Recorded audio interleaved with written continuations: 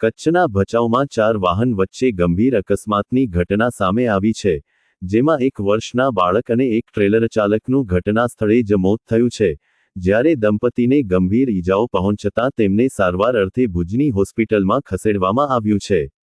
આ અકસ્માત એટલો ભયાનક હતો કે 2 વાહનોમાં આગ ભભૂકી હતી. આ ગંભીર અકસ્માત અંગે મળતી માહિતી મુજબ, ભચાઉ નજીક આવેલા કેસરીગઢ રિસોર્ટ સામે રાત્રે બપોર વાગ્યાના અરસામાં કાર અને આઈસર ટેમ્પો વચ્ચે ધડાકાભેર ટક્કર થતાં બંને વાહનોમાં આગ લાગી ગઈ હતી. એમાં કારમાં સવાર 1 વર્ષનું બાળક બળીને ભડથું થઈ ગયું છે, જ્યારે પતિ પત્નીને ગંભીર ઈજાઓ પહોંચી છે. કાર અને આઈસર વચ્ચે અકસ્માત સર્જાયો એ દરમિયાન પાછળથી આવતા 2 ટ્રેલર પણ આ અકસ્માતગ્રસ્ત વાહનો સાથે અથડાયા હતા, જેમાં એક ટ્રેલર ચાલકનું પણ ઘટના સ્થળે મોત થયું હતું.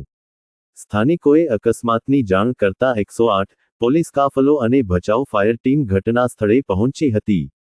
પોલીસે મૃતકોને પી.એમ. અર્થે ખસેડીને આગળની તપાસ હાથ ધરી છે.